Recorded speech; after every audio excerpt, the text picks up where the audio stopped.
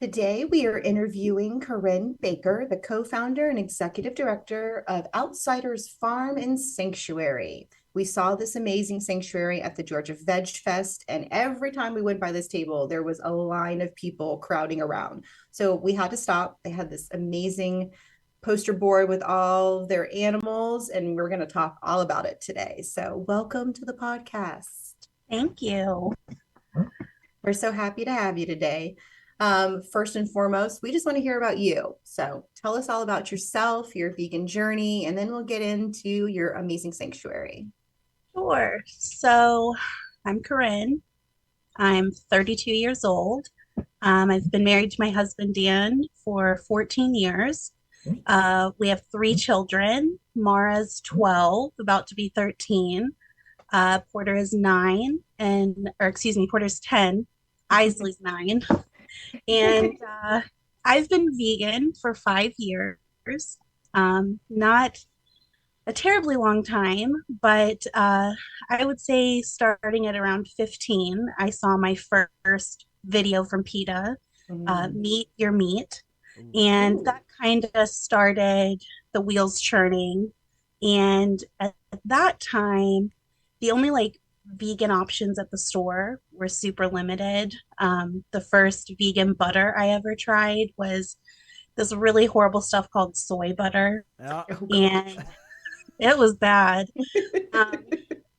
It was, yeah, it was very very beginning vegan options, Right. and my family was not supportive of it. So it was kind of them thinking more of like a teenage Right. rebellion.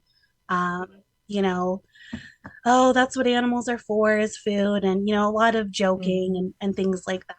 So I was vegetarian for a while and kind of went back and forth. But 5 years ago, after moving to Georgia, I made the complete switch. Um, my husband and I moved down here with our kids in 2015 from Chicago, and it Oh, was a big move. huge culture shock. We Yes. kind of just expected to be like living in the country and having our little homestead, and even talked about having dairy goats at one point, because that was like, the best way to live is all natural and raise your own food kind of thing. Right. And the first house we rented, we got it offline. It was just like some Gainesville newspaper ad. And it was a house on 55 acres. And it said that it had two chicken houses. And I thought, oh, like, that's so cute. Chicken houses, like chicken coops, backyard chickens. And we pulled in when we moved at like 2 o'clock in the morning, didn't see anything but woods. The Gosh. next morning, our dogs had ran away. They had, wandered off from the front yard. I called the landlord frantic. Do you know where I could look? And they said, well, did you go check the chicken houses? And I said, what do you mean? Like, where are they? I don't see them in the yard. And she's like, no, the chicken houses. And I was like, I don't understand. What do you mean? She was like, go to the end of the dirt road, go down the driveway, and you'll see the big chicken houses. And they were commercial chicken houses for Oh. field deal. Oh, Yeah. And oh, I mean, I just had no idea. So we were right. absolutely horrified. And yes, our dogs had gone there because of Of the course.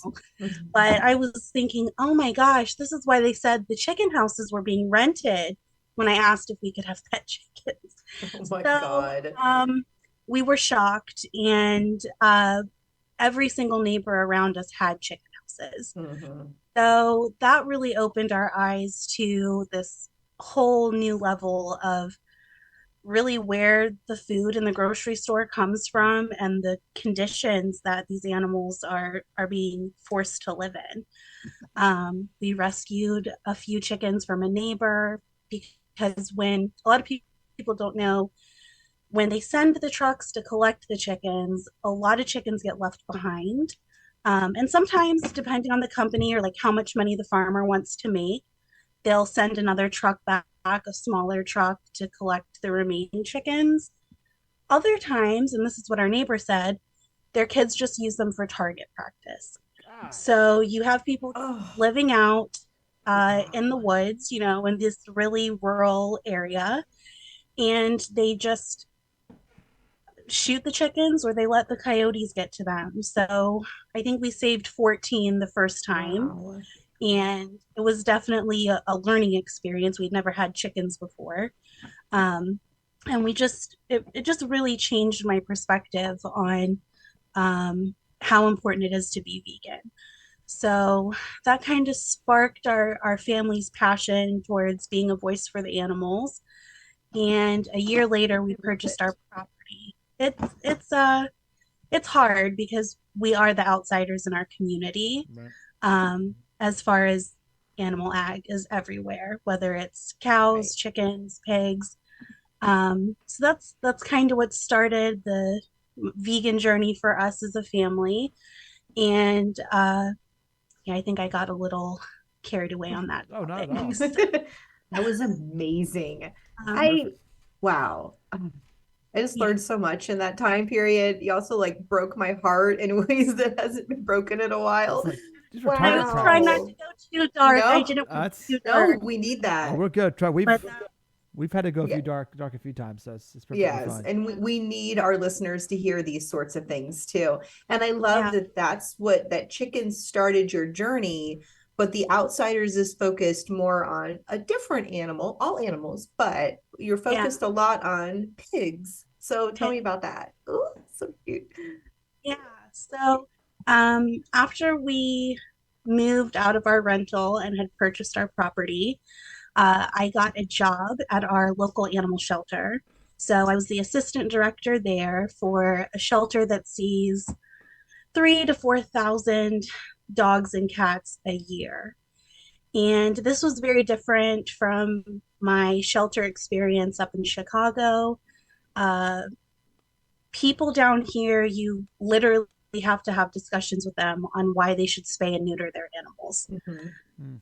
Mm. I've had grown men tell me they won't neuter their dog because they wouldn't want someone to take their testicles. Yes, heard that. Um, but they're dead serious. They're not just. Yeah, Oh yeah. I've had people not want to spay their cats and dogs because they say that they're pro life, and it kind of defeats the whole purpose of protecting animals by right. stopping them from breeding. So Right. um, Wow. that was like a huge culture shock for us. Dan worked at the shelter as well, my husband. And we just saw a whole other side to these animal welfare issues that we had not Mhm. seen previously up north. Things are a lot more regulated in the city. People are fined. A lot of counties in Georgia do not even have animal control. Like Right. a Mm. sheriff's Mhm. department will tell you if you have a dog being a nuisance, shoot it, ignore it, go drive it up the road. And I Oh. was like dumbfounded to hear these things. Mhm. So we worked at the shelter for, I think, almost 2 years. Wow. And it was really hard. This was not a no kill shelter. It was Mm. I wouldn't say a high kill, but a shelter that has limited resources Right. and a community that is not helping make the problem better. So I decided it was a little too much. I wanted to focus on more happy things. We had Yes. just purchased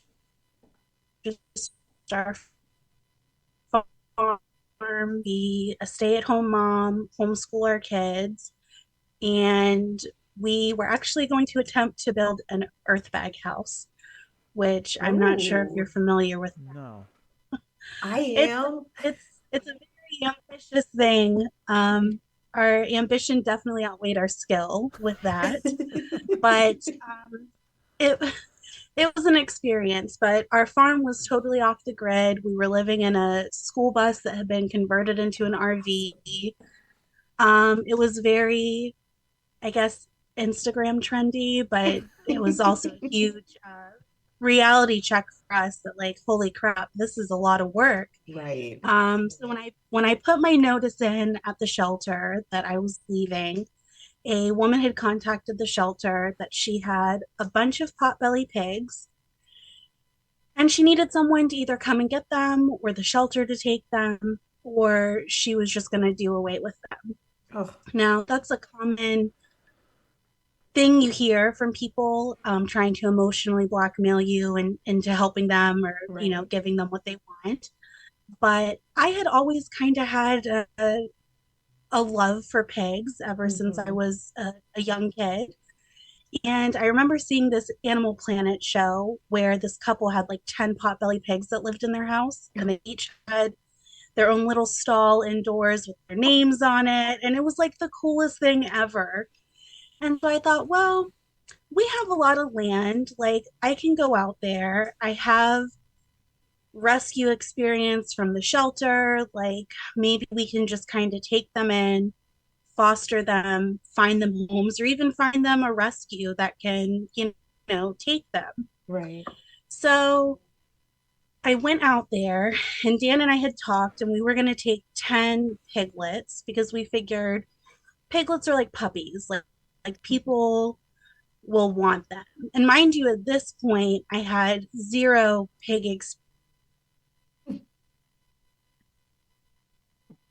experience. So I went out there and was completely shocked at what I saw. No. There was literally a pig giving birth in a bush at Oh that my Lord. point. Wow. Yeah, like they were just, you hear people say that like uh, bunnies reproduce like crazy. Well, pigs are like the ultimate breeders. They just like Hmm. think about getting pregnant and they do. So she had Jeez. a lot, she had a lot of pigs. So I ended up coming home with 27 pigs in the back of my Wow. vehicle. And Dan is great. He was just like, okay, what do we need to do? And I was like, Oh. I have no idea. Just settle in. Like, Oh. here we go. Now I would never give that advice for someone to just jump in like that. But we joined a bunch of Facebook groups about, pet pigs. They're referred to as potbelly pigs or mini pigs. And I found out there's like 400 pig rescues in the country and they're all overflowing. Of And course. so these rescues that I were finding in Georgia or Tennessee or South Carolina were like, we're completely full. We can't take these pigs from you. And I was like, Right. oh my God, what? You're like, I have 27. Yeah. So I, started talking to them and getting advice. Like we immediately had to separate males from females, which is like a duh, but Mhm. Right. most people don't. A lot of people don't think to do that though. No, Right. So, no, um, they you know, know. They don't have to do it. It's fine. well, I will tell you, most people do not realize a potbelly piglet, a male, can get his mom pregnant at as young as 6 weeks of age. So Oh if my somebody is Lord. letting All right. a mama pig nurse her piglet until they're 8 weeks, they technically have impregnated their mom before they were weaned. I've My So face right this it now. becomes a very, yeah, I this mean, episode it has. I I'm know gonna. it's gross. That's Yeah. crazy. I'm about to mark this episode explicit now. I think. So we had a lot of work to do Yes. to make sure we were stopping the breeding cycle. And in these groups, we were learning like the proper food to give them, learning about their behavior, right? Because they're not like a dog, they're not like a Right. cat, they're not like a farm pig. I know a lot of people see on online big farm pigs being big cuddle puppies and being really affectionate with people. And potbelly pigs are like the divas, Oh. like they like to grumble and do things on their terms, and you really have to win their affections. I guess they're kind of like a cat And it's kind of cat-like, yeah. sometimes, but um, yeah, and cats and mini pigs love each other. It's a really weird like animal friendship Oh, that they I love have, but it was that. a huge realization for us that we had our hands full. So we started our Outsiders Facebook page, kind of just to get the word out about the pigs we had taken in. We were going to need a lot of money for fencing. And then there was the whole talk of spaying and neutering them, that it was Right. really frowned upon to rehome them without them being spayed or neutered, Right. because you don't want to continue a breeding cycle. So, unlike dogs and cats in Georgia, there's not really low cost spay and neuter programs for pigs. There should be, Yeah. but there isn't. Right. So, as our page grew, with our story about the pigs we had taken in, it just was kind of a snowball effect that more people were finding us, some to support us, but a Right. lot of them were asking us to take in their animals or to take in their pigs. Right. And most intake requests we get are not for one pig. It's Right. normally between 2 and 4 pigs. Mm. Um, so by the end of our first year, we were at 96 pigs, Oh my gosh. that we had taken in. So That's a lot of pigs. it was it is a lot of pigs, but we had made a lot of strides in that first year as Right. establishing a vet relationship, and obviously fell in love with pigs because Yes. we wouldn't keep taking them in if we didn't love them. But we were just realizing there was such a need because there are a lot of rescues and there are a lot of farm sanctuaries in Georgia, but it's really hard to find placement for a pig. So we've kind of, over the past almost 5 years, morphed into the pig sanctuary of Georgia, and we're, one of the top 5 largest in the US. So Wow. um, Amazing. we're the pig people. I love it. I love it so much. Yeah. 96 That is pigs in the a lot first of year. And Mhm. pigs. so what do you have, like, how many pigs do you have now? What other animals do you have Oh, yeah. now? So now we're at 350 pigs, Wow. just pigs. And then we have 4 steers that have been rescued. Those are boy cows. We have 26 goats, and we have Oh, somewhere between 50 and 60 chickens and ducks. We also have rescue dogs, cats that we've pulled from, kill shelters, and we have a bunny. So we oh, have quite the variety now, but still pigs kind of remain the main resident population here. I Wow. cannot wait to visit. I truly, oh my gosh. Ooh, Have There's, you there's a lot piggies. of pigs. how, how have your neighbors responded to considering you said they had a lot of chicken houses? How they responded to you being kind of the antithesis, or the opposite of their You know, endeavors? for the most part, the people in our community that we see at the feed store, the chicken houses around us, my husband knows a lot of them through his job before coming to the sanctuary full time.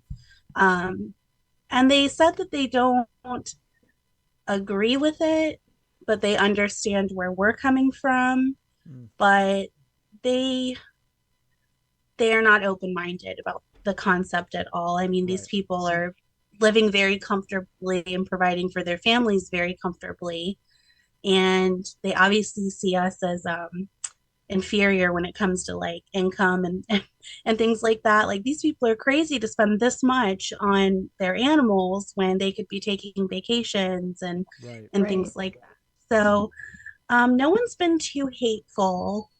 Um, so I think they've been okay, but as far as like getting community support, there's a very ugly side to trying to kind of win people over about our mission. Mm. Most people will say that our pigs should be feeding hungry families. Ah. Yeah. Oh, So goodness. when we try to get the word out, and really we've been trying to just be a place that families in our community can come to. Like, there's not a lot of things Mhm. for families to do in the area. So we thought, well, maybe, parents can bring their kids out here, and we kind of have this idea to build a playground so that kids can Oh, play on a playground and be around the goats at the same time. right. And we thought, that would just be a way to open the door and have a discussion and let Mhm. kids see for themselves, like, oh, there's a different way to interact with animals besides Right. eating them. Right. Um, but some people don't know how to change the view of a petting zoo and the difference of an animal sanctuary. Yeah. So that's been a little bit of a challenge, but we're working on it and just trying to figure out. We did a painting with pigs event where Oh, people could come, and the pigs like to paint with peanut butter on a canvas for an enrichment activity. So it was a right. way for people to come out and interact with the pigs that way and give something to the pigs versus, just coming and petting them. I love that. So cute. Little pig painting with peanut butter. Come on. That's adorable. I need it. I need it in my life. That sounds so cute. All right. I saw that your motto is animals are here with us, not for us. And I love that, which also must be crazy to your neighbors. That Yeah. concept is just got to be bizarre. But I love that sort of mindset. Mm-hmm. Um, especially because it's a way to talk to children like you were saying, and like that sentence alone can really kind of spark their thought process about what animals mean to them. I love it. I hope you have it on a shirt because I want I it. I don't. Yeah, I don't. But it's a really just simple way to break it down for somebody. Hmm. Because I think the number one question we get when somebody hears that we have pigs or like a delivery driver coming out and they Oh. see all the pigs everywhere and Hmm. they're like, what do you do? Do you sell them? Like, are you raising them to sell? And we're like, no, these are the unwanted pigs of Georgia that, nobody wants that are here. And uh, we normally end up like word vomiting all over them and they get a Right. whole, 15-minute discussion on pigs don't stay small and this is why they, get Hmm. rehomed. And they seem to get it at the end and say something like, oh, that's really cool. Um, Oh. but yeah, so it plants a seed for a Hmm. bigger discussion. Sure. Yeah, I really love that. What are your future plans for the sanctuary? Do you have any like big plans? We have a lot of big plans, but 2022 was a huge year for us that had a lot of great things, but we also saw a lot of decline in donations. Oh, And when you have this many pigs, especially, there's a huge financial cost to right. caring for them properly. So 2023 is probably not going to be as productive of a year for us as far as our plans. We hope to just kind of use the year to grow our support base so that we Right. can bring those plans to fruition. But we would love to purchase a larger property. Right now, Oh. we're on 12 acres, which some people might think that's crazy. All I can say is if you're doubting the amount of animals on that amount of Yes. land, is come and see it. Most people that visit love our farm, find it very peaceful. Everyone that helps us and volunteers will say the animals are very happy and well cared for. Right. But of course, we would love to give them more room in the future. But when we purchased our farm, it was about $5,000 an acre. And now, this year in the county that we're in, it's about $45,000 an acre. So our expansion plans, haven't gone as planned. And people say, well, why don't you just move somewhere else where it's cheaper? Um, that's just a huge financial undertaking in itself. I can't And even imagine. How do you we're, transport that many animals? Are you I mean, kidding? the most that we've transported at once so far is 88 pigs from the hoarding case we did. Right. And I'd really prefer not to do it again, not to do Yeah, I can't imagine. unless we really could cover every aspect that becomes a challenge. Um, but what I was saying was um, being able, obviously to expand in the future would be great. But we have a really good support system where we're at as Right. far as our feed store that gives us a tremendous discount because of the amount of food that we're using. Oh, I'm sure. Right. Um, and there's a lot of sanctuaries, not just in Georgia, but in the surrounding states that really struggle to find a vet that can treat pigs and are knowledgeable about pigs. And we kind of hit like the jackpot. We're less than an hour from UGA, which is, Yeah, that's perfect. expert level care. I mean, you can't get a better university to be treating your pigs. But we also have a really great local farm vet that happens to love pigs as well. So it's not appealing to us to think about moving, 8 hours south to South Georgia and start over. And Right. we've kind of already developed our property once from raw land. So um, our requirements to move to a different property are a little bit more substantial at this point. Right. So expanding is definitely on the list for future plans. But for 2023, we're just trying to grow our support base and grow our volunteer program.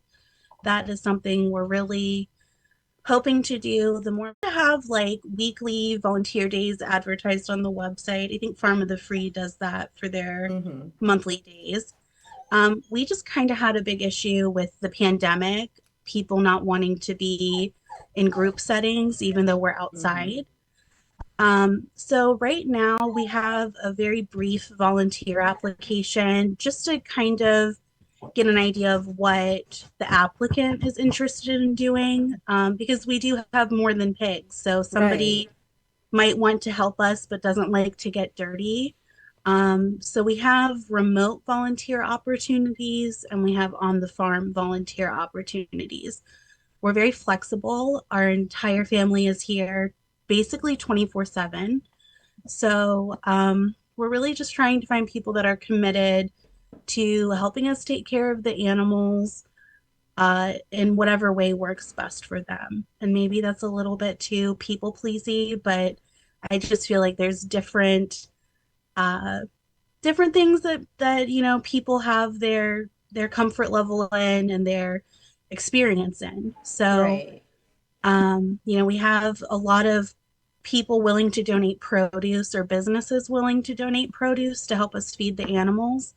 We have a hard time finding people to go and pick up those donations. So Hmm. um, that might be, a good volunteer position for someone who doesn't want to necessarily be shoveling poop or, getting down and dirty in that way. We Right, have we right, have one volunteer, Michelle, right now. She does our Monday produce runs and it's how she helps. And it's a huge help to us. She goes every week to this organic grocery store.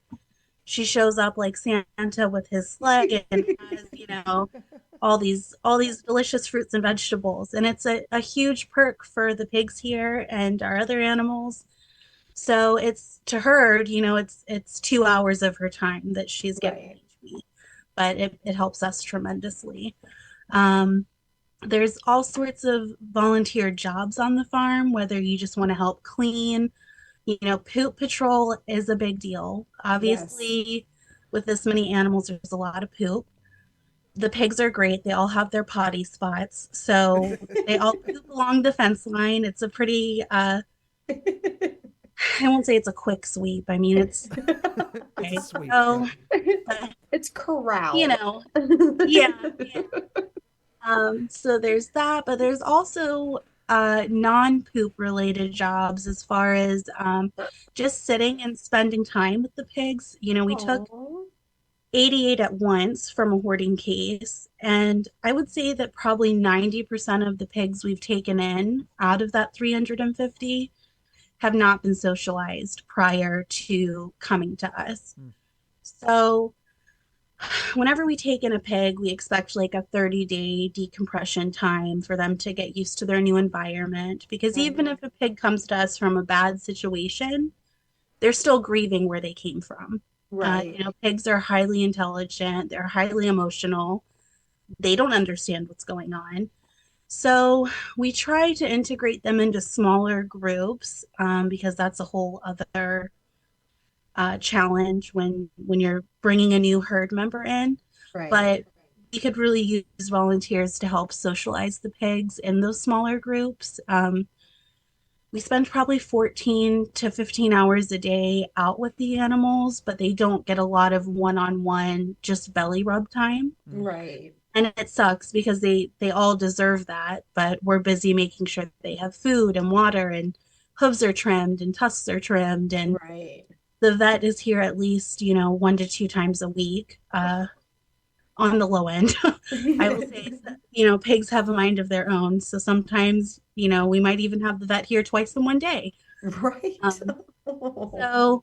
so even if someone's not, big on the cleaning aspect of it, there is, pig cuddling, I guess you could say. Right. And And who some wouldn't want to do that? yeah, and some of them do take a while to come around to new people, but that's why we need volunteers. We need them to kind of, I don't know, sponsor a shy pig in a way and just like commit to coming out on a regular basis and just spend time helping that pig come out of their shell. Right. Because pigs do need regular hoof care, regular tusk care. We do annual rabies vaccines on everybody. And there's, for any given reason, they may need to be handled, whether they need a bath or their eyes cleaned. Right. And the more socialized they are, the least stressful it is for the pig. Right. They're not as scared when you're coming Yeah, over to do something that could be scary to them. Yeah. Oh. exactly. So we are looking for people who can kind of give their time on a more regular basis, but I said that to somebody at Veg Fest and she put her card back down and said, "Oh, well then maybe this isn't for me." No, if you only want to come one time, you can come just one time. Like Oh my gosh. I won't kidnap you.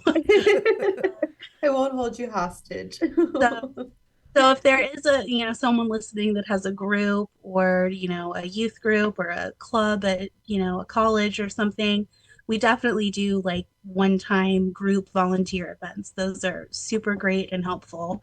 Um, but just in the new year, we're just hoping to maybe find a few more people that can give that special pig time for our more shy residents. Right. You had me at pig Um, belly rubs. I So know, Yeah, right? I'm Pig like, cuddles? yeah. Done. A few of them I tell people like you have to watch when you're walking because if you stop for a minute and let's say you turn around, someone has already like fallen at your feet, so you might like trip over them. So we what? have a few that will While just you're like here, so Dramatic flaring. yeah. I does We love that it. does that work for we dating have too? Can I just like fall at feet? Is that- I mean, I guess, David.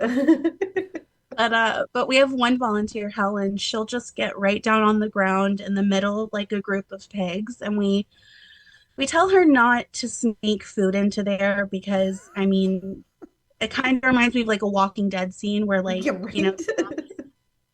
oh my go gosh! after somebody, but Helen says to me, she goes, but you know what? If this is how I go out, this is how I go out. Is it? I It's love my it. time. It's I my love time. it. I Lives by Let's mean, do it. pigs. absolutely. So, Absolutely. I mean, I'll so go out that way. I'd yeah. love that. I was Oh like, my well, I God. guess you're not wrong, but we'd like to have you around a little longer. So,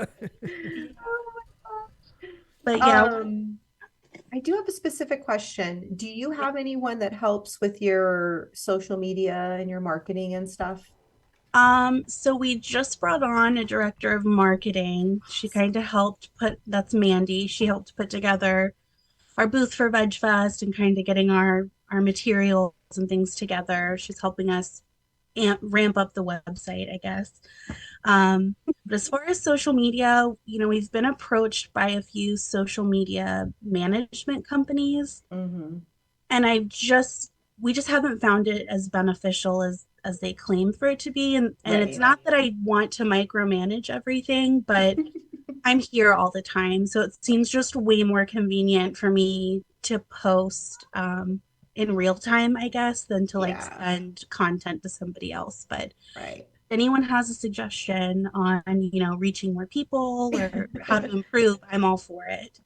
I work in marketing. It is what I do for a living. So part of my volunteering, I would love to just give you some suggestions for social media, like that Okay. you could do on the Yeah. fly yourself. Because you're right, you're there. Somebody else who's not there what are they really going to do? You're Right. the one who has all the content, all the daily pictures and Yeah. videos, but I would love to help with a little bit of that. So there's my volunteer. Anytime that you're available, I'm ready. That's awesome. Thank Okay, you. no problem. Okay, let's talk a little bit more about how people can help because I know you have a donation. People can donate, and there's also a little shop with some cute merch so everybody can shop at too. So tell us about that. Yeah, so right now we are trying to recruit monthly supporters to help us cover food, medical, and sheltering costs for all the animals here at Outsiders, just to feed everyone on a monthly amount is $11,000. So it's a huge bill just to feed everybody. And then when Mhm. you throw in medical costs as far as routine and emergency, we've had vet bills as small as 2,000 for the month. We've also had vet bills close to $10,000 for the month. Right. So we're really just trying to build our support base to match the bare minimum costs. We have some large donors that kind of keep us afloat, but we'd love to not have to fundraise month to month. Right. Um, there's a lot of things we're hoping to accomplish to help improve things for pigs in Georgia. You know, we can't take every single pig. We've closed our intake just because we are at capacity Yeah. till we can expand and things like that.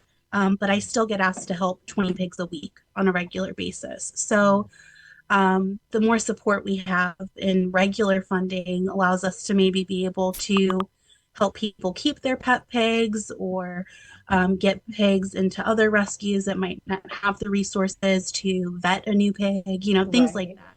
So, Hmm. so we have Patreon. That's a monthly donor program a lot of people are familiar with. Hmm. They charge us almost 10% in platform fees, though. So we've been asking people if they'd like to support us with a monthly donation.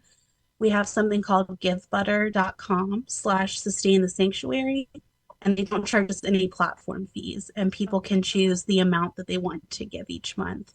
Okay. Perfect. So, and Give Butter handles all the billing and things like that. We don't get people's card information, and they can easily stop it or change the date that they prefer their donation to come out of. Um, and then we have the Bonfire merch store that has a lot of great options. We've got some specific resident merch, like our Fight Like Johnny design for So our special cute. needs.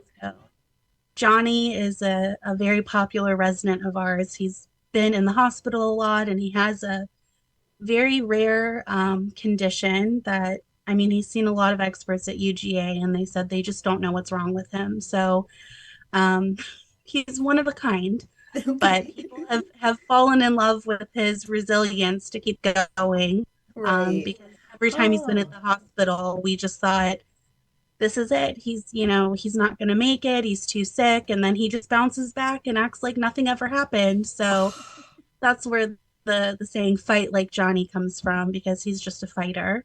I love Um, that so um, much. yeah, he's really great. He's a little white boar goat, which is a breed raised for meat. But his legs, he has a connective tissue disorder, so he has really bowed out front legs like a Mm. bulldog. Oh, So Huh. he's very unique looking to people. But right.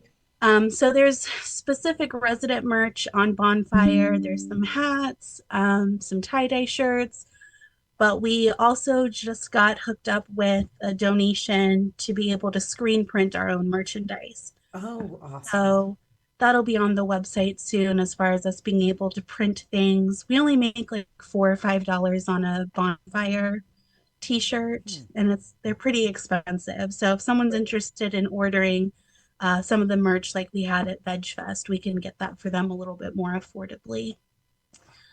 And you need to get your motto on a shirt because I want one. That's, Yes, yes, I think that'd be yeah, so cute. I love it. I love it so we much. need to do that. I know that you talk on your website a little bit about advocating against the breeding of pet pigs. Yes. So you talked about how that's a big issue. So I want Uh, to hear a little bit more about that as well. um, you know, I don't know where to start. There's like a million points to hit, but One of the things that we have kind of, I guess, hit a wall with, especially in like the vegan sanctuary community, is that potbelly pigs or mini pigs are not farmed animals. And I will argue that until I'm in the ground and then I'll come back and haunt somebody. Um, I have never seen such an exploited species in Yeah. person. You know, I see all the documentaries. I'm not uh, arguing with that. But in Georgia, if someone was to ask me what animal has the least amount of resources for welfare and is overpopulated and suffering, I would argue mini pigs are truly getting the crap end of the stick here. The Department of Ag classifies them in the companion animal division.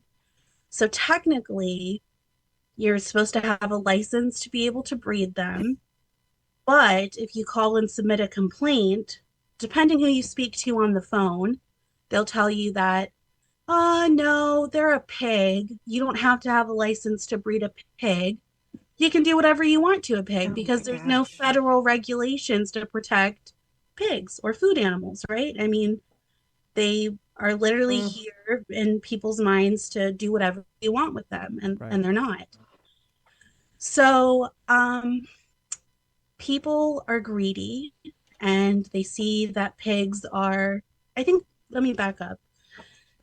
People, especially around here, kind of grew up on a farm or they grew up in a poorly way where they didn't have a choice but to raise animals to feed themselves or to make money.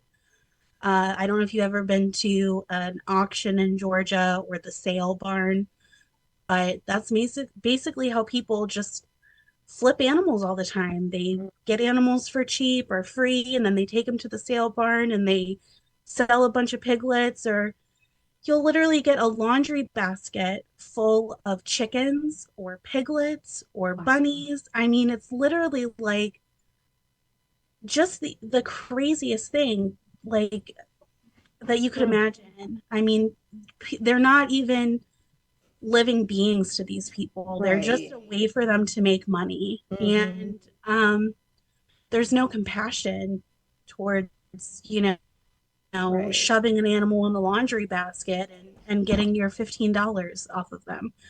So here in Georgia, you can go to any flea market, you'll find somebody selling teacup pigs Yep. or mini pigs. And there's a whole argument. I mean, you could go on to any Georgia livestock group, and I'm tagged on just about every single post. And and sometimes I will respond, but other times I'm like, what is the point in even Right. trying to educate these people? Because a lot of them just get a kick out of, getting a reaction out of you. Right. Right. And Yeah. you can get a piglet from anyone at any flea market anywhere for as little as $25. I mean, sometimes you can get them free, from people rehoming, but these breeders, since pigs breed so much, they just, have piglet after piglet after piglet available. And these are not even 2-month old piglets. These are days old piglets that they're selling, tiny. I mean, could fit in my hand. Mm. Oh no. And they're saying, oh, they won't get bigger than a beagle. Well, if the pig makes it, if the pig doesn't die from improper care from whoever just Right. bought this little pig on a whim, Mm. they can get up to 200 pounds. I Yeah. mean, even bigger if you overfeed them and don't properly take care of them. But also, you don't know what type of pig you're really getting when you buy from these breeders because they don't really Exactly. even know. They're just getting a free pig that was, being rehomed on Craigslist, and maybe that's Hmm. mixed with a little bit of farm pig, and um, there's no education at all. And the breeders aren't interested in making sure that those piglets go to a good home. They just Right. want their money and see you later. Ugh. So 95% of pet pigs are rehomed before their first birthday. Mm. Oh my gosh. So Wow. that's almost a guarantee that all these breeders that are breeding these piglets, those piglets are going to need a home. And we went through the whole process of being licensed with the state of Georgia as a licensed animal shelter to have a pig adoption program to spay and neuter these pigs, to be able Mhm. to find them quality homes with people who are going to commit to a pig for the 20 years that they can live. Right. And it ended up just being a way for the state to charge us a bunch of money in licensing fees, but you could never get any change on their end Right. with following up on a breeder report. And there are people that will sit outside the feed stores or Tractor Supply and Mhm. sell piglets for $700, $800. And depending who you get on the phone, it's totally acceptable, and it's not, but It's No. not. you ask 10 people at the Department of Ag and you get 9 different answers. So it's Wow. uh it's Mm. crazy. So we've really tried to educate animal shelters when they get pigs in, because people do dump them out, or they don't get Right. spayed or neutered and they roam trying to find a mate or something. Right. We try to educate those animal shelters on, well, look, the state actually does have laws that we've tried to kind of have the owners held accountable in some way. If you Mhm. don't spay and neuter a mini pig in Georgia, technically you're supposed to have some pretty specific blood work done to prove that your pig isn't carrying diseases. Mm. Oh. And I'm not one to like get hung up on technicalities, but if it's going to stop somebody from Yep. eating their pig, or Right. get them in trouble in Mhm. that way to stop it, we've tried to educate the shelters in that way. There's also a big thing with animal controls. They don't even know if the pigs that they have are male or female. Oh, geez. So when they put a pig up for adoption that's not spayed or neutered, let's say this really nice lady named Betty goes to the shelter and, I have a female pig. I'd love to adopt this female pig that you have for adoption. And the shelter's like, great, take the pig. We can't keep a pig at the shelter. It's all yours. Right. Well, Betty contacts us a couple days later that, the pig isn't a female, it's an intact male. And now Oh. her pig's probably pregnant, Yep. and she lives, 3 hours from us and can't find a vet, or Oh my isn't set up gosh. to, have this many pigs, let alone a litter of pigs. And Oh my there's just gosh. so many things that can go wrong. Oh. Right. And so I spend most of my day, if I'm not outside with the pigs or keeping up with my children, I'm in between phone calls of trying to help people either keep their pigs, find a vet, find a fencing company, uh, and really try to keep pigs in a home if the owners care about them, Right. but set them up with the tools they need to have a good pig relationship. And if not, I mean, I don't really have anyone I can refer people to have their pigs taken in. There isn't anybody in the state of Georgia that I know of that's accepting pigs, and if they are, they probably Wow. shouldn't be. Right. Right. So Wow. yeah, Oh, and I do want to say, and I'm not trying to go on a rant, but it's no, please do, because we uh, hear about cats and dogs needing to be yeah, spayed and neutered, but we never hear about pigs and yeah. other So animals. So, a pig gets pregnant and can have a litter. They're pregnant for 3 months, 3 weeks, and 3 days, and then they can immediately get pregnant again. oh So, no. they can have 3 to 4 litters a year, 6 to 12 piglets. I know someone who took in a pregnant female and she had 17 piglets, Oh my Ooh. gosh. and 15 of them survived. So they can have really large litters and breed out of control really quickly. And I hear all the time from a lot of like activists or other people, well, people don't eat potbelly pigs. People don't eat mini pigs. I have pictures. I won't post them because I know it makes people sad and they don't want to see it. But when people are at the end of their rope and say, I can't keep my pig anymore, it's free, come get it. There are people out there that will see that as a free meal. Yeah. And some people say, oh, potbellies are just fat. Okay, well, a potbelly pig came from Vietnam where they were used as lard Mhm. pigs. They do serve a purpose to people who want to use animals for food. I'm not saying Right. they serve that purpose. I'm just saying that Right. from a farming perspective, that is an avenue that people take. Right. And they do it in Georgia. I have to deal with it on a weekly basis. There's also in my county, there is a farm that holds a national competition for hunting dogs to attack and herd feral pigs. Oh no. Well, how do these dogs get trained? Mm. Free potbelly pigs. Oh, So, so there's a really huge, dark other side of right. all the pigs that need homes, and um, it's not an argument of you can't save them all.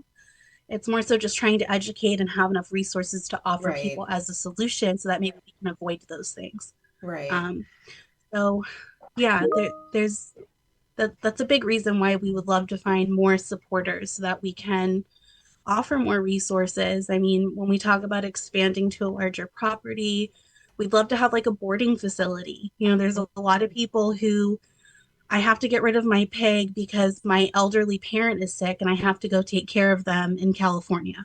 Right. Well, what do they do with that pig for, the few months that they're out of town? They don't have a solution. And Right. sometimes we can refer them to like a horse stable that might be willing to board them, but there's just so few and far options for Right. people to choose when those things come up. It's not like you could board your dog at the vet kind of thing. Right. I hadn't even thought about that avenue of things either. That's fascinating. What a great idea, though, to Yeah. offer the boarding. Oh, I hope that can happen someday. Yeah, and it would bring in, income as well for the Oh, that's true. sanctuary to be able Mhm. to take care of the pigs. Mm-hmm. So, or all the pigs that are at animal control that probably do have adopters lined up, but you know that those adopters don't have a vet. Well, we're Mhm. really lucky in that way that we can turn around and get pigs vetted very easily. So Right. that's just important in our infrastructure to hopefully be able to make an impact in that way. Amazing. You have schooled us on things we didn't know about, and I'm very thankful because I think our listeners are going to be fascinated by this. I do want to talk about Frankie's smile because I see this t-shirt and I am in love with his cute little Yeah, face. Tell me about yeah. Frankie. So Frankie came to us So March cute. of 2020. He was actually fostered for a while by one of our board members. He was taken in from a dog hoarding case in South Carolina. Rude. He was just one pig that this person had had. And he actually had so many parasites that he Oh, had a prolapsed penis, and they actually had to amputate it. So Frankie actually doesn't pee like a boy pig, he pees like a girl pig. right. And he had a really rough start in life, but he is like the most resilient guy. You can see in his design, his smile that's Oh, taken so from a cute. photo of him. He smiles all the time.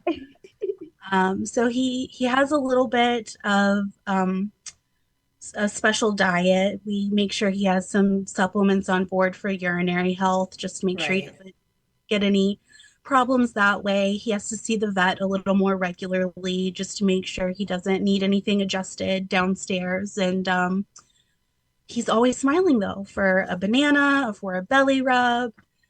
He's kind of a stinker when it comes to like cleaning his eyes and ears, Of but course. he's such an awesome guy. And I think, I don't know if the design shows it, but it's supposed to say you're never fully dressed without a smile.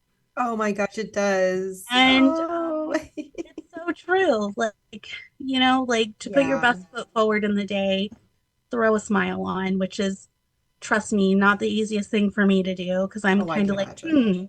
do I want to answer the phone today or not? But How then, sad is it going to make me? but I run into somebody like Frankie and I'm just like, yeah, he's great. Mission accomplished, he's Right. no Hmm. longer suffering. So um yeah, he came in right after we took in our big ups and pig hoarding case. So Right. he's going on almost 3 years here. So So cute. big deal. The vet did not think he would live a very long time either. So it's And pretty now he's just the exciting. happiest man Yeah, just ever. thriving. Yeah. Big old grin. I love it. It's so cute. Do you have any other characters on the farm you'd like to tell us about? Oh my gosh. There's so many. I don't have favorites, but Of I would course say not. when people come to visit, the first residents anybody meets are Wilma, Miss Peggy, and Betty. And so they could technically leave the sanctuary if they wanted, because they can access our driveway, Hmm. but they don't go anywhere. They stay right in Oh, our main parking area. They've got their big house. They've so cute. also taken over the hay shed, which I mean is smart, right? They Right, exactly. realize they can make quite the tunnel in there.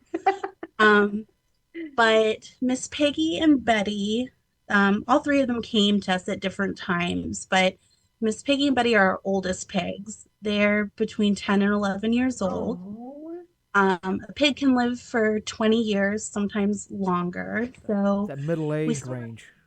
yeah, they are middle-aged. yeah, yeah.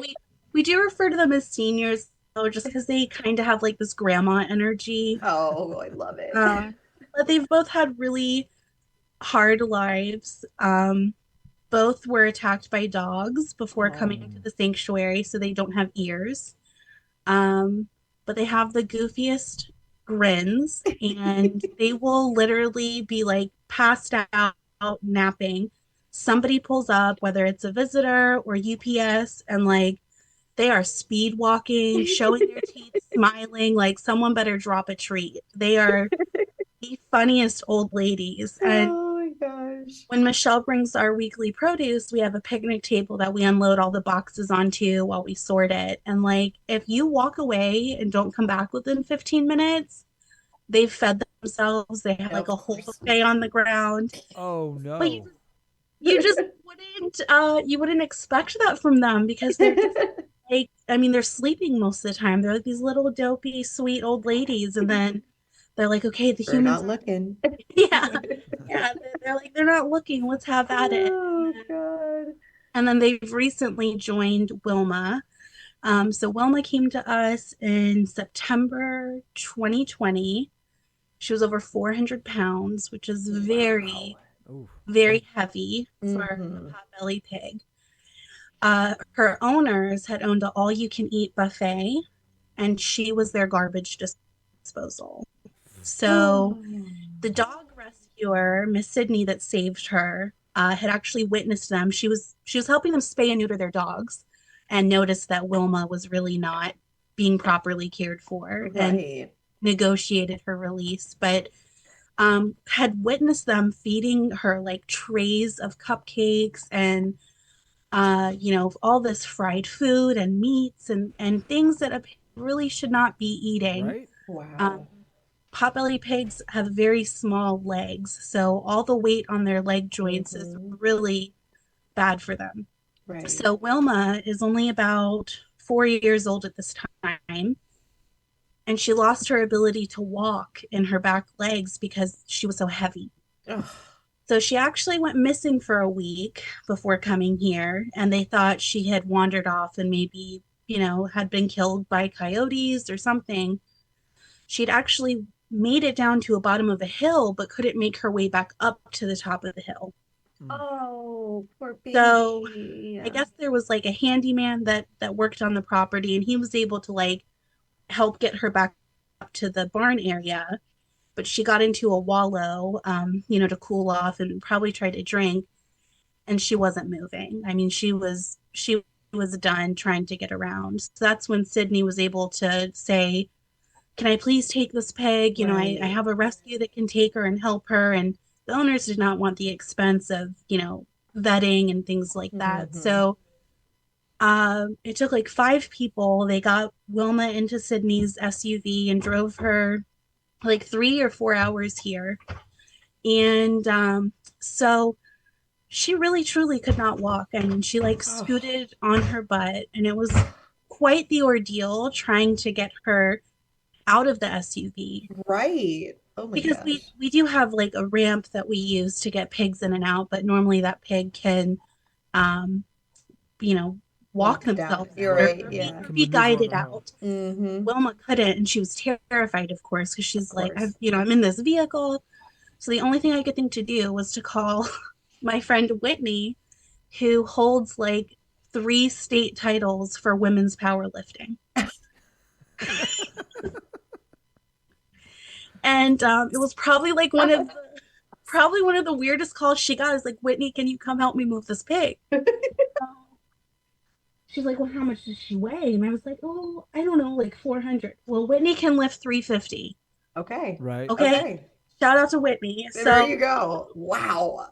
So she's tough. And I will tell you, like, it was my mother-in-law, and my mother-in-law was visiting from Chicago, and me, and somebody else was on the way, but they were like an hour away. And then Oh, Whitney rolled geez. up and we got her out, but I will say Whitney did most of the lifting.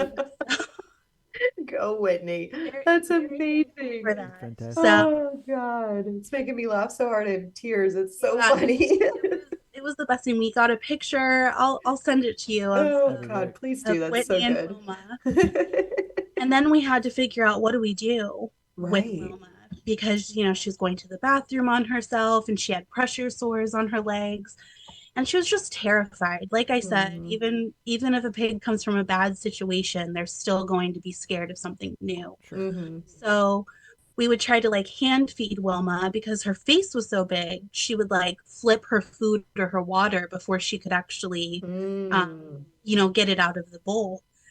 So we would try to hand feed her, but it would scare her because she didn't Right. understand, who was touching her and why. Um, so we were kind of like, okay, we've had some overweight pigs before, but we've never had one that could not walk. So Right. That's crazy. our vet came out. She said it didn't really make sense to do any x-rays, because we pretty much knew weight was the reason she wasn't able to walk. So Right. she really suggested, the standard weight loss diet we use on our pigs, but also forced exercise. And we're like, Mm. well, how do you force a pig to move that literally can't support their weight?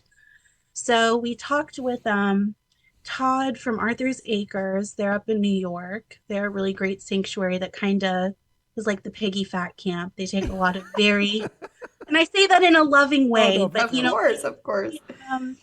they really have a lot of expertise in helping pigs that have lost their mobility from being overweight, Right, and right. helping them, get their beach bodies back. So he sent us a sling that one of their pigs, Louie, had used, that you kind of put under their Oh, belly, and then you can, kind of lift their back end. But she was really heavy. And Dan right. was still working full time off the farm at this point. So it was a huge production that had me like, covered in sweat, just to try to get her to stand. Both gonna work So out in this one. Yeah, right. yeah, it was quite the workout for me. But one of our supporters, Miss Terry, she actually was working as a home health nurse, and she had a client that had a Hoyer lift. I don't know if you know what that is, but it's Mhm. what they use to get people who are bedbound that can't get Mm-hmm. out of bed by themselves. It's a sling that you put under them, and there's a hand crank that helps you lift them up so you Oh, can transfer them to a wheelchair or wherever you need to move them to. right. Right.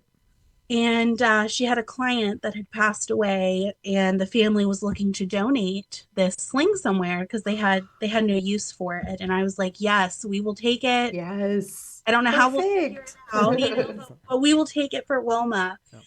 And it was still super difficult to get her into it. Mhm. But once we were able to get her into it, she could stand in it with assistance from the device.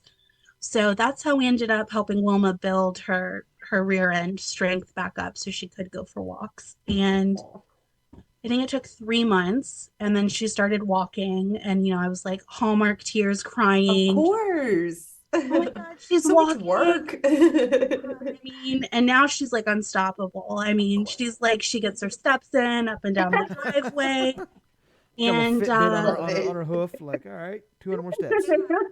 What's my I Apple mean, Watch say today? and she has like the cutest little round booty, and like this like snatched waist, but she's I got like love it. football player shoulders though. Oh, I love it. I love So it. she's just but she looks like a totally different pig. She's lost at least 100 pounds. Um, Nice. so we're still trying to get her slimmed down a bit to be able to get her at a healthy weight to be spayed. And I will tell you though, she is one to tear into the Amazon packages when they Oh. leave them. And we get bread donated for like our medication sandwiches, and she has a flap over the front of her house door, and she's got like this little she shed. And I went to go poke my head in on her, and she is very loving. Like she'll let us give her belly rubs, but she's also like, "Ill, get away from me," you know. Yeah.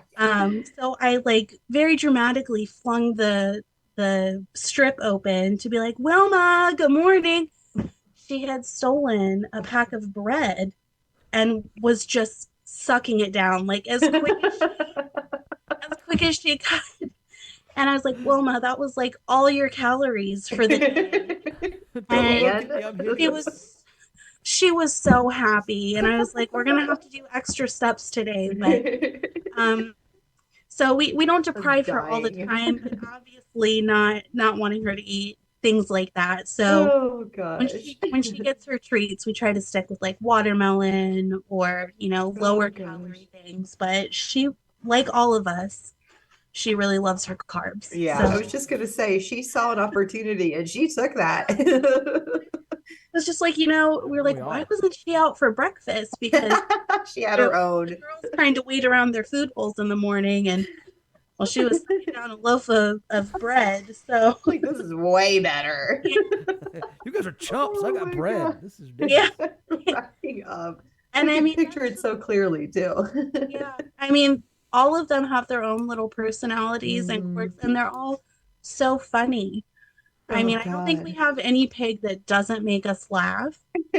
Um, because they like you just I don't know, sometimes we give them like different voices, Of for course, yeah. what they must be thinking or how they're acting. And I'm probably so wrong on like certain pigs' voices and stuff, but they're just so like relatable in a way Right. Right, right, that I want people to see. Like they're not just like dumb pigs out in the field eating whatever. Like they really have their preferences and they like to be right. comfortable and they have emotions, like they do get happy, Absolutely. they get sad, they get pissed off.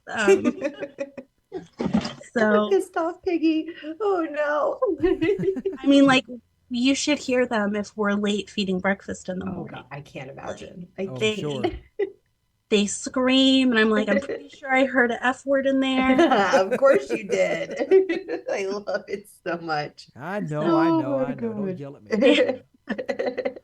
But yeah, but they're Oh, they're so fun. It's like the most I never would have imagined this for my life and like raising right. my children. And I know Dan certainly never like, thought, yeah, I'm gonna be a vegan pig farmer when I grow up. And it's wild, but it's like I couldn't imagine anything else, Right.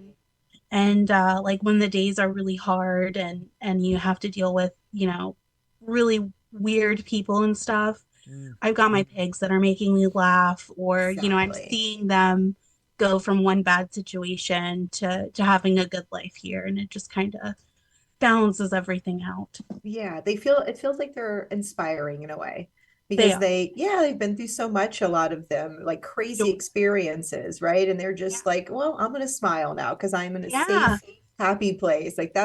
that's They encouraging. they they want to keep going. Right. Like Mm-hmm. they're very they make me want to be a better person. And I think Mm-hmm. once people get to know them, you can realize like pigs are not gonna like throw in the towel and give up. Right. They're like they're very good at just fighting on. Like some of the Yeah. pigs we've taken out of their situations, I don't know how they didn't, Oh, give up or right.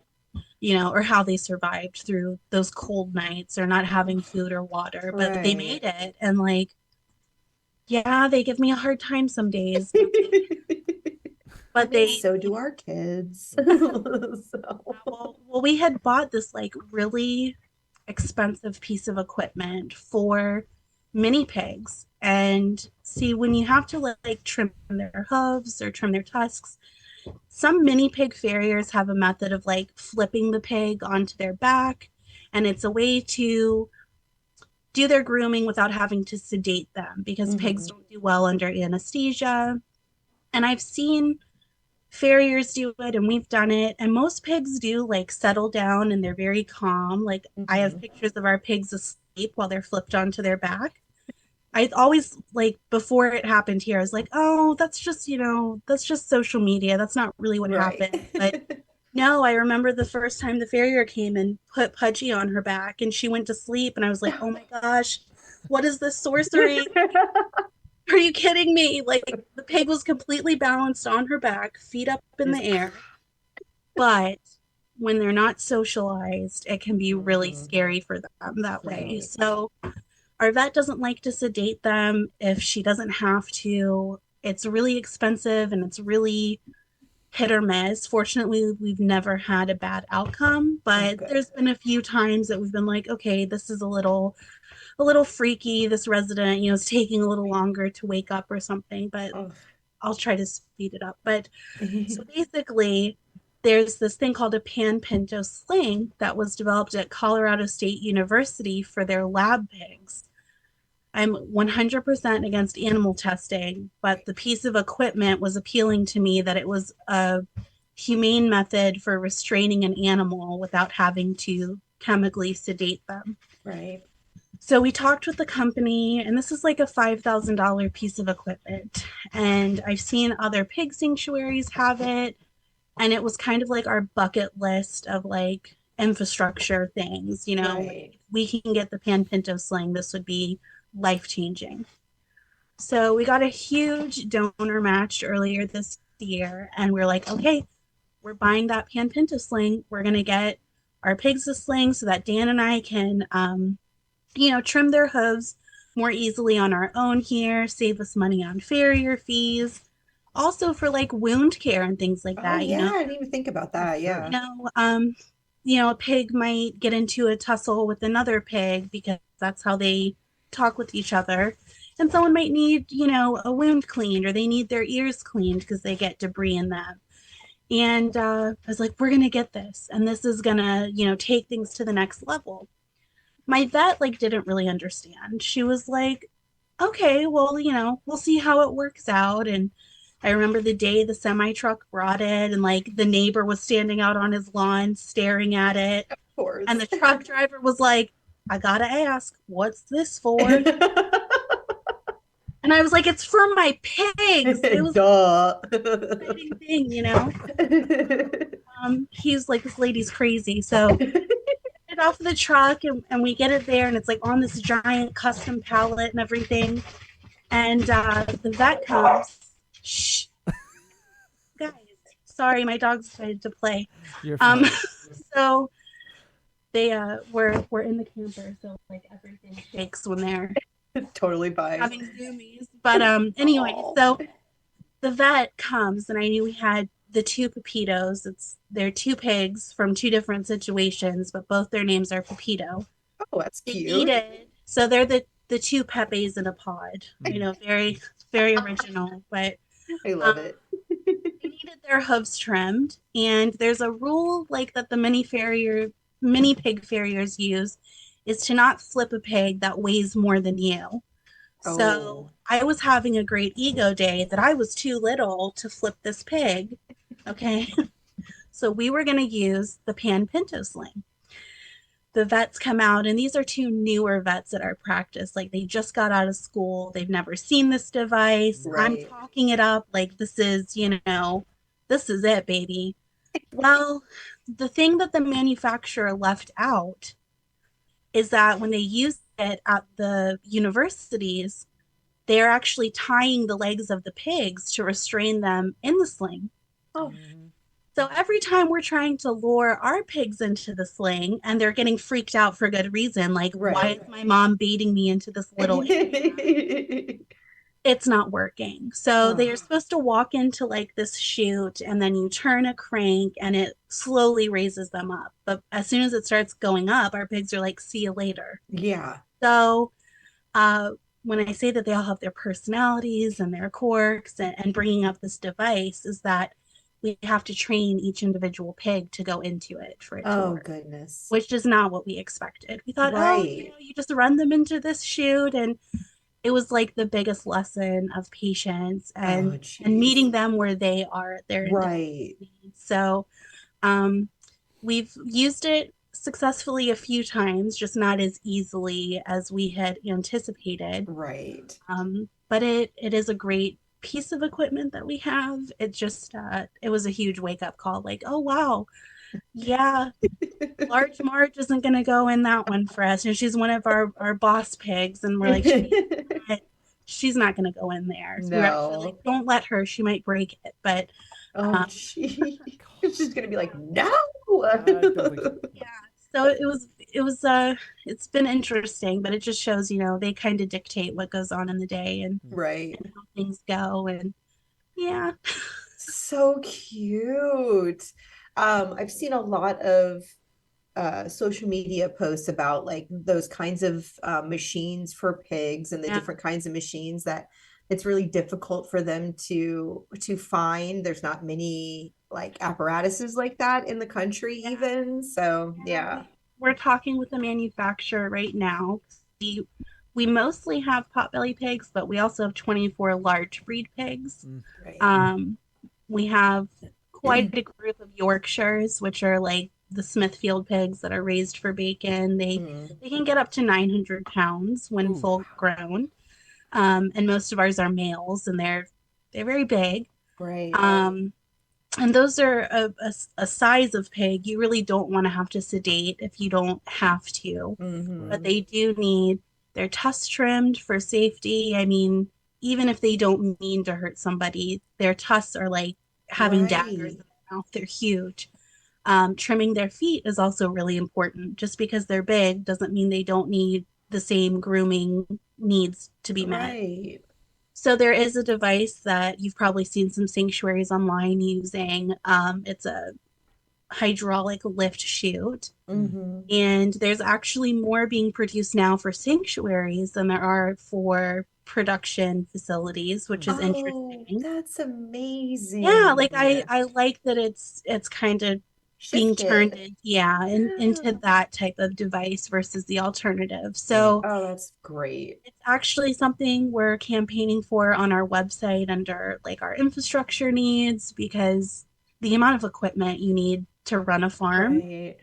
even if you're not killing the animals, but just taking care of them, you need Right. a lot of different things. Sure. So, but that piece of equipment is over $17,000. Of So course.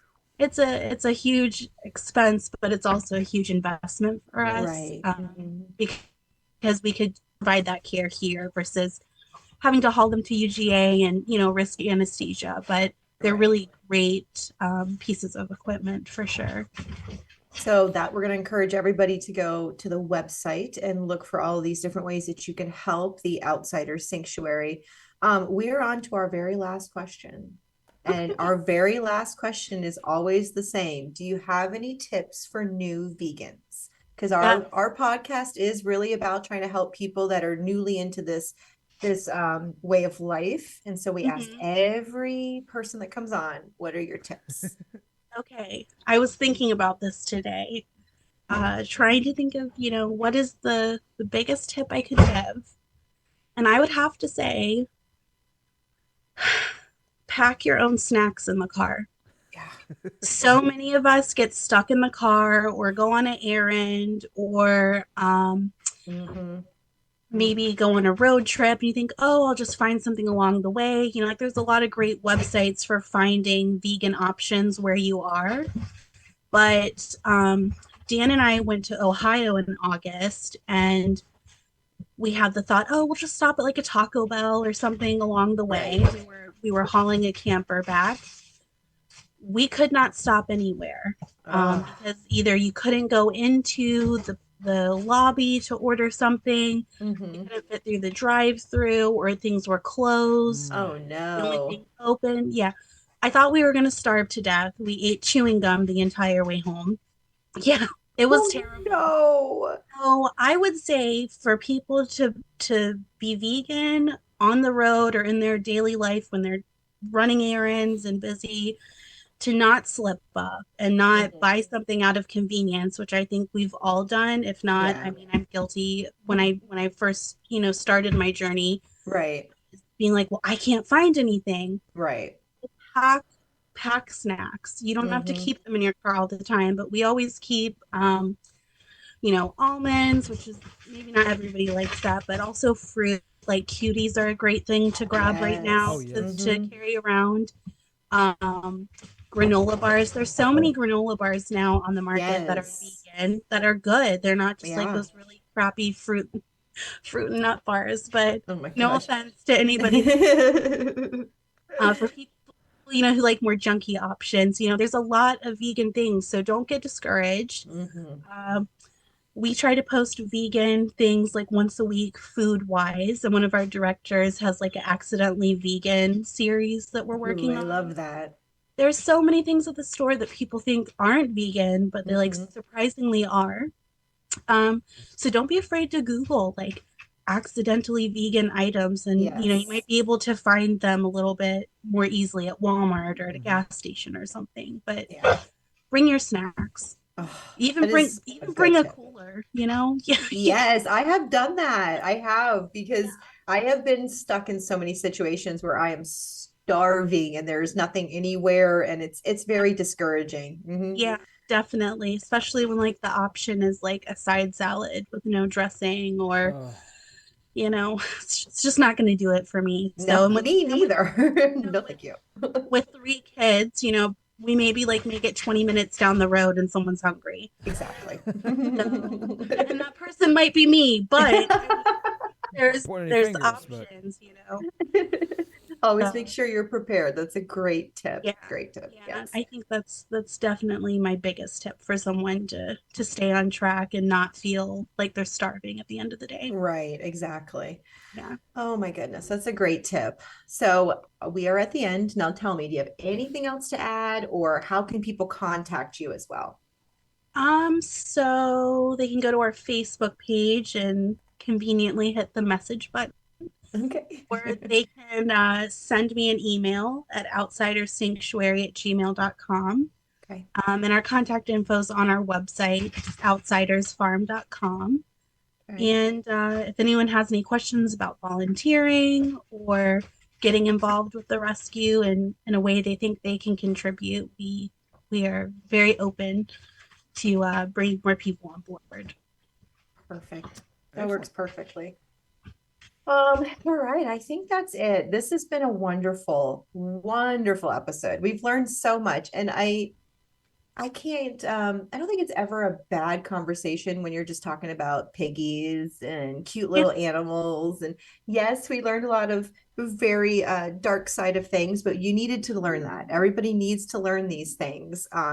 We are exposed to a lot of information as vegans, but maybe not as specific as this was. So I really think this is going to help open the eyes to a lot of people, not just in Georgia, but across the country and internationally as well. So we have international listeners, that'd be cool to get some donations possibly to your sanctuary from all of our listeners. We're encouraging you all. We could go buy a T-shirt. Just do something. Donate, help in some way, right, David? Absolutely.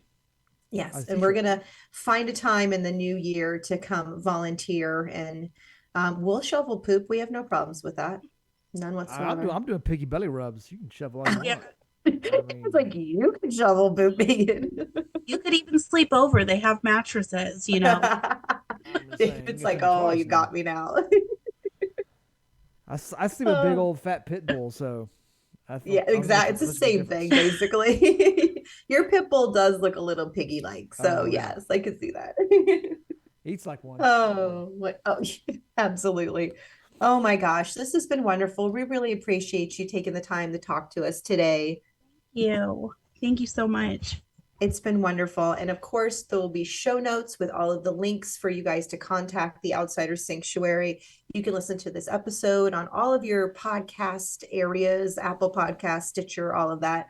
Leave a review, recommend to everyone, especially these kinds of episodes that encourage people to donate and volunteer. Please share these episodes. These are the really important ones.